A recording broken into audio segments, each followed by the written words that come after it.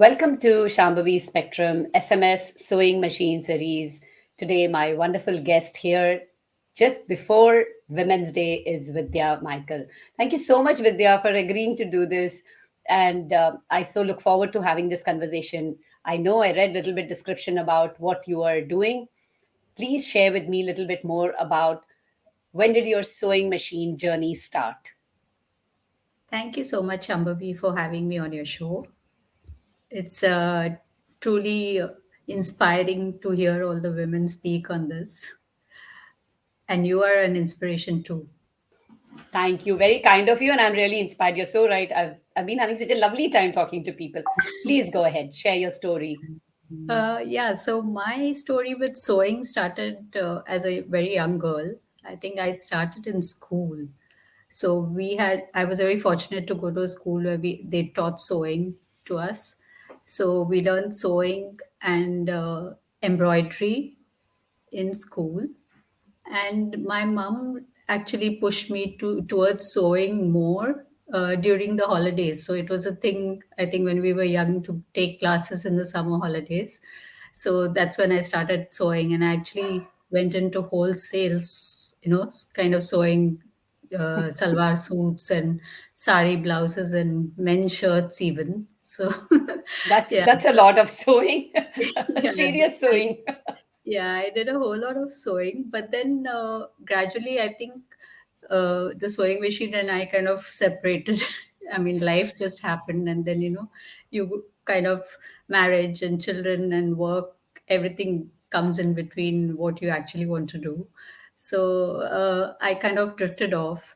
And my parents always kept telling me, continue to sew. It's always good, and they presented me with a sewing machine here in Dubai. I didn't have a sewing machine, so they presented me with a sewing machine, a Singer sewing machine, and very nicely named Inspiration. So it was that Inspiration series. So they gifted me that, and that was kind of the last gift they gave me before they both passed away, one after the other. So that kind of put another, spin on Must be the such wheel. an emotional, yeah, such an Yes. emotional. So I kind of didn't touch my machine for the next 10 years after that. So it was literally like, just sitting like a white elephant in the house, and I didn't do anything with it. And I was working too, so, hardly had enough time on my hands. Then once I quit my job, uh, I thought of getting back into sewing. So in 2018, I got back into sewing, and in fact I met some ladies as well in different meetings, who actually inspired me to get back, and I joined the quilter circle, and I joined another group for crochet and knitting. That's how I got back into doing handmade things again. So yeah, that's my story so far. So there's always something beautiful about making handmade because at the end of the day you see something tangible and you feel like you actually did Yeah, something. And I can understand salwar kameez and blouses. How did the shirts happen? Tell me I that. have no idea. I mean, this is the teacher who was teaching us, and we were like, "What do we do next?" Because we'd done a salwar kameez, we'd done sari blouses, and which was difficult enough. And she said, "Okay, you want to try something? Go up a next level. Let's do men's shirts." And I really admire tailors who can do men's shirts because it's so difficult. I think it's even more difficult than any of the women's outfits. So, actually, the panels that you have to do in the shirts, the shirt collar is so precise. So, yeah. So, I made a shirt for my dad, actually, I remember. You Yeah. must have cherished that so much. Yeah, that was really good. So you still have the machine which your parents gave Yes, you? I You do do? have that, but I've kind of upgraded myself. So I brought a brother FS 420 Hmm. uh, about 2 years back, yeah, just before the pandemic started. So that was my, kind of savior during the pandemic. So I had something nice to sew on. The Singer is still there for memory's sake, because it doesn't function that well now. Because I think 10 years just sitting in its own shelf didn't help without, working it. You, So you this brother machine I use now, which is very nice. It's got a lot of embroidery options and things like that. So that helps me. So you're right about that. And I think this is a good tip to give to people who are beginners and who are just, that you should not leave your machine just sitting. And I even do. if you leave it, you need to get it serviced. That's one Yes. important thing that even I have come across because various circumstances and I was not able to sew for a time. And then it's like you forgot the machine also forgot you. Yes. Yeah. Yeah, true. So, Vidya, tell me if you've just recently purchased a machine, like as in just 2 years back, what were the features that you were looking for when you went in for this? So Apart from the basically, price, what were the yes. features that you wanted? What did you hope to achieve when you bought this machine? See, because the Singer machine was a very old model, so it didn't have a lot of new features. When I actually went into the shop, I realized there's so many new features that machines have these days, from the auto threading to the auto cutting of the thread, and, Yes. all the various stitches that you can do, just by a click of a button, and then the LED screen that keeps hinting you with what you're supposed to do, which kind of spoils you to a certain extent. But I think all these features are something that actually drew me to it. But I didn't want too big a machine because, I didn't know how far I was going to go into this journey. So I'm happy with this machine for now.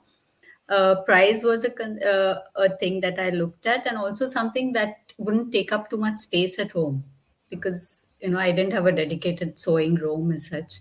So I needed something that would fit in the place that I had and would be useful for whatever my quilting needs are met with this machine. So it works well with a walking foot. You can do thick layers of cloth as well. So it works for me. So you've actually brought that out that till you have an automatic threader or you have an automatic scissor thread cutter, you don't really realize how important these are and how much time it saves you picking up the scissor and cutting and or Yeah, using the thread cutter in the side. yeah, How and much time? as you grow older, I think your eyesight needs all those things to help you with, because you're struggling to see the needle hole when you're older. So I think this really kind of helps as So let the sort. me let me ask you a quirky question. Does it have a knee lifter?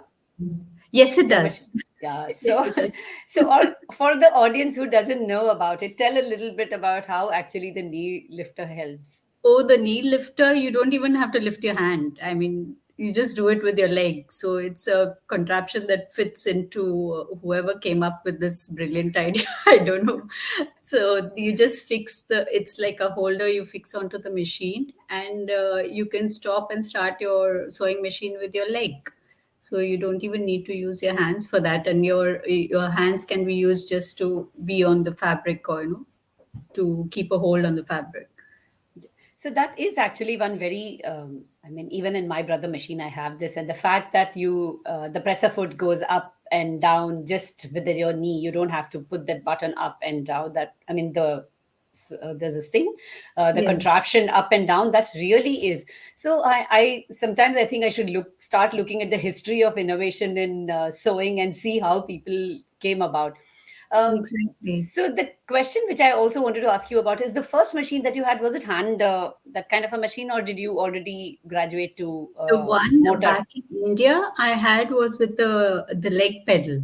Like, okay. Yeah, so I have started with that, which was, I Mhm. think, very good exercise for the legs. But I don't know as you grow older how it works, because my dad used to sew as well. So Okay. he finally got the motor fixed so that we didn't Mhm. have to use the pedal. So that's how we got the motor fixed later, because he So didn't want to do the pedaling thing. so I do come across men who knew sewing or who learned sewing, and sometimes I think they should add it in the resume that they have the skill, because ultimately when people ask what skills you have, I think this should also be added, but I don't think anybody does. Maybe some Yeah. people will get inspired by our conversation and add it out there. Yeah, my dad did it. I mean, not hiding from anybody or whatever, but he liked to do it. So, and he was the one who would always keep the machine working, because those days you had to oil the machine and things like that. So he would do all the mechanical bits of the machine. So sewing is actually therapeutic. I have found that you feel so Very good, just the process of sewing. And of course, yes, we have our challenges when the stitches go wrong, or when you have to use the stitch remover. I think it's your best friend and your nemesis at the same time, is the stitch true. remover. So Yes. right. So now you're into quilting. Yes. So tell us more about your quilting journey and what all have you been making. And if you have something, please do show it and share with the audience, Vidya. Okay. So my quilting journey started in 2018 when I met three women who kind of coerced me into joining the quilter circle. And that's where I started from. I was completely new to quilting. And as it is, I'd just taken up sewing. So I was literally a beginner going into quilting. But I never learned from my mom. My mom used to quilt, but and she used to hand sew, so she didn't Mm. have the long arm quilter machine or whatever. So she used to hand sew quilts. I always had that guilt that I never learned from her. So this was one way of getting over that guilt. So I learned quilting, and these ladies are fantastic. And what I have to also say is that you know. Being in the corporate world, you kind of learn that people don't help without wanting something in return. But once I met these ladies, it was like so unconditional, their support and help and teaching. It was like such an eye opener, and they kind of reinstated my faith in humanity, that people really do these things, that they help you without wanting anything in return, which is such a nice, pleasant feeling, you know. So you are being mentored by them. I think when you show your success, that is what is their achievement. Yes, And but yeah, yeah, and being I mean, meeting such people in life actually, like you said, gives you the faith that humanity is still existing yeah, amongst all truly, whatever else truly, is or yeah, not. truly.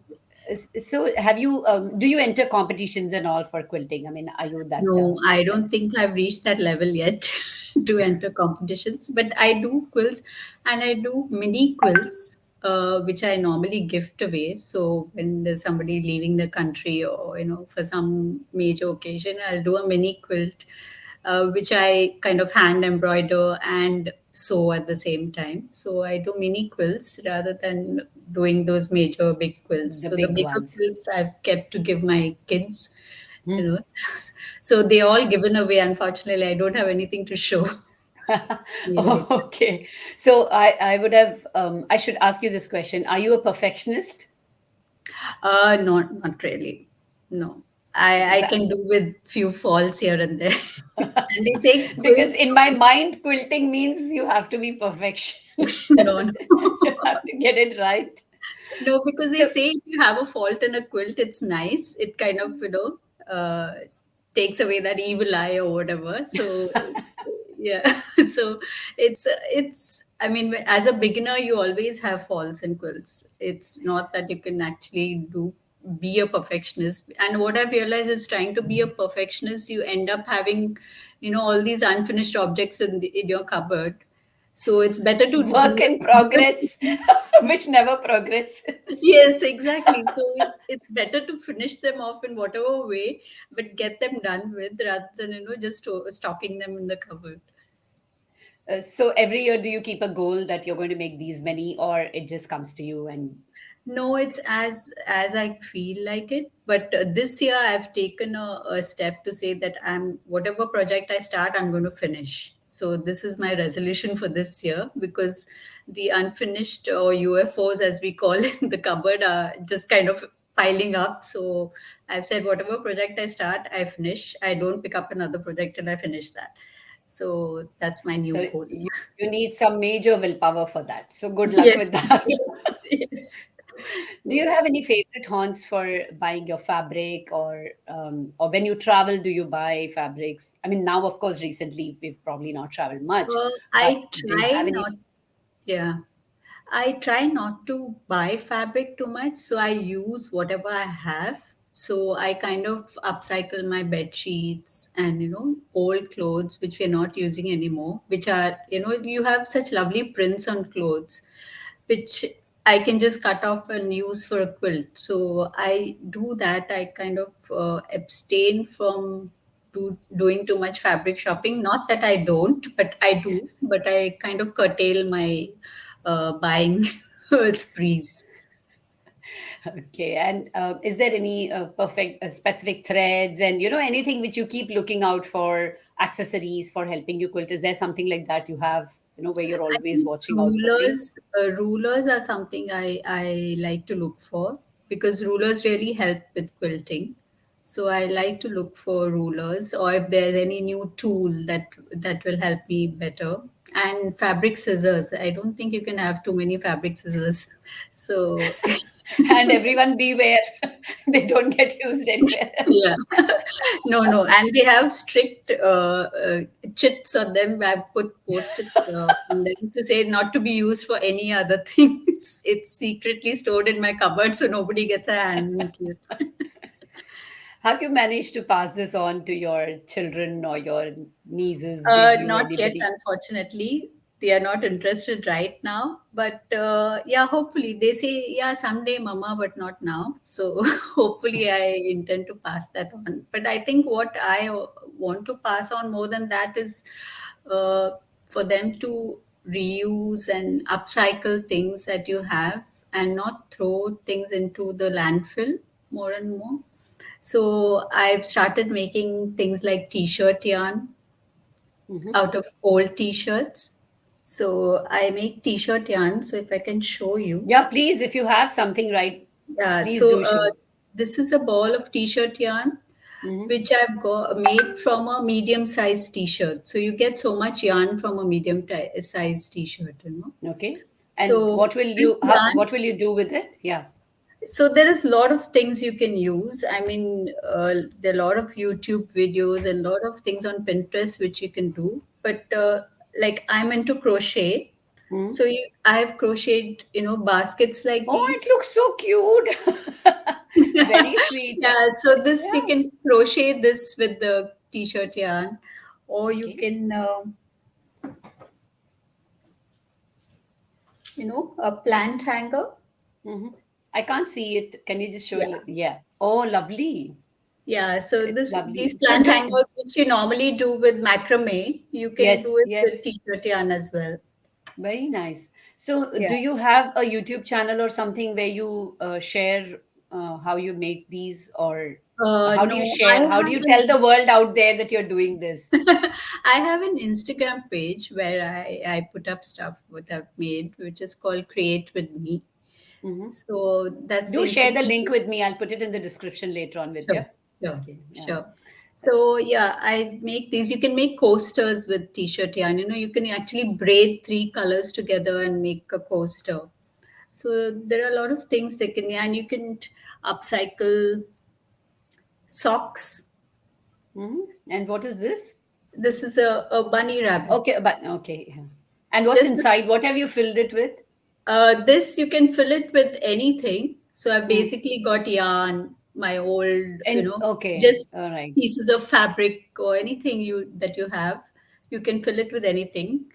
So, try to use up as much as you can. So all the scraps of fabric you can use into it. So yeah, right. Have you thought of making it into a business? not yet. That's the plan. Hopefully in the long run, sometime when I get my courage to do get a license and do all that. Yes, So, that is Dubai is offering great opportunities to everyone, true. especially who's interested in doing handmade. So, this might be the perfect opportunity for you, especially since in 2022 you've decided that you're going to complete all your projects. works Yes, and yes. projects. So this might be a great opportunity. And is there anything else you would like to share, Vidya? I Anything with also our guests? upcycle bottles. So I upcycle bottles. Okay, yeah, okay. And it's painted. You paint it. Yes, Yes, I and I can see. paint them, I decoupage them. So nothing, you can see nothing gets thrown into the trash in my house. But I collect a lot of things to make all these. And even with the, like with the bottle caps. Mm. Oh, very nice. So tell Yeah, me something. Do you take classes? I mean, have you attended classes to learn these, or you're no, self-taught? no, I've done this on my own.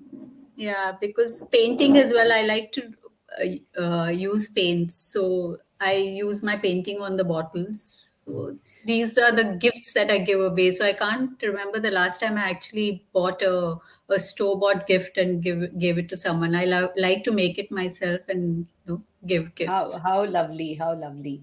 I'm sure that the people who receive really appreciate that you've put thought Yes, into true. it. Not only Yeah. thought for them, but also thought for the earth and trying to be sustainable.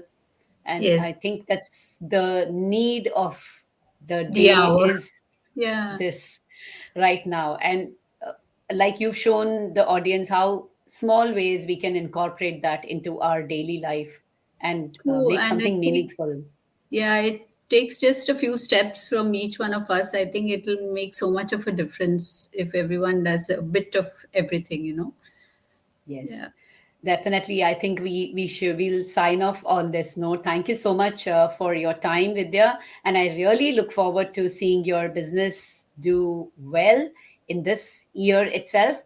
And Thank you so stay much. there, don't go away, and please, we'll meet you again maybe next year with Okay. new horizons. Thank you so much. Thank Thank you. you. Bye. Bye. Bye.